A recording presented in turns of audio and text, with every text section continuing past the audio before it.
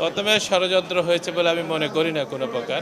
কারণ হলো বাংলাদেশ জাতীয়তাবাদী দল যখন চিন্তা করেছে যে নির্বাচন তফসিল ঘোষণার পরে প্রথমে সম্ভাব্য একটা তালিকা দিয়েছে। সম্ভাব্য তালিকা মানে এটা কোনো চূড়ান্ত তালিকা না। ওনারা বিভিন্ন বিষয় নিয়ে সার্ভে করেছে কেন্দ্রে, সার্ভে করে দেখেছে যে যেখানে পরিবর্তন করার দরকার।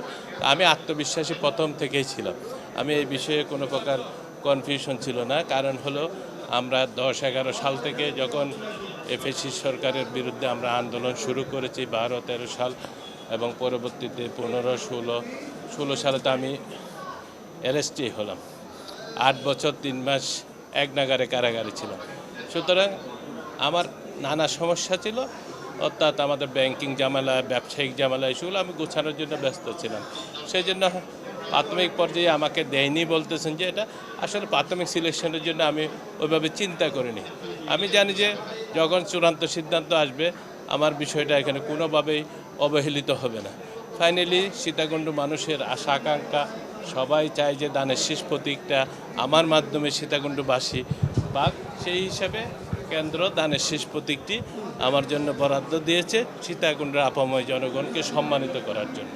নতুন এবং ফিরে আসা গ্রাহকদের জন্য নগদে চলছে ক্যাশব্যাক সহ প্রতিদিন হাজারো উপহার জেতার সুযোগ। হবে আশা আর ফেরা, সারপ্রাইজ সেরা।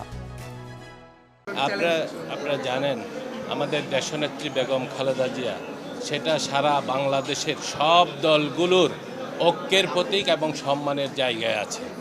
ওনার প্রতি বাংলাদেশের 70-80% মানুষের আন্তরিক ভালোবাসা সব সময় ছিল এবং সেই ভালোবাসার প্রতিদান দেওয়ার জন্য মানুষ সুযোগের অপেক্ষায় ছিল এবং সুযোগটা যখন এবার এসেছে, আমার বিশ্বাস যে সারা বাংলাদেশের মানুষ, দেশনেত্রী বেগম খালেদা জিয়া বর্তমানে অসুস্থ, আমরা তার সুস্থতা কারণে হাসপাতালে রেখে আমাদের মনে বেদনা নিয়ে সাবমিট করছি, কিন্তু আমাদের বিশ্বাস সারা দেশের মানুষ দেশনেত্রী বেগম খালেদা জিয়াকে যে আন্তরিকভাবে ভালোবাসে, জিয়া পরিবারকে, তারেক রহমানকে যেভাবে আন্তরিকতার বহিঃপ্রকাশ ইতিমধ্যে ঘটিয়েছে।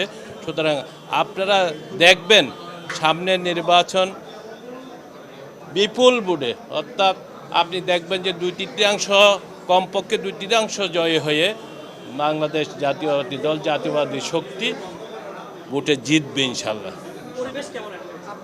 পরিবেশ আপাতত যেটুকু আছে আমি এটাকে কমফোর্টেবল মনে করি, মানুষের ভিতর স্বাচ্ছন্দ্য আছে এবং কোনো প্রকার অভিযোগ আমরা এখনো দেখছি না।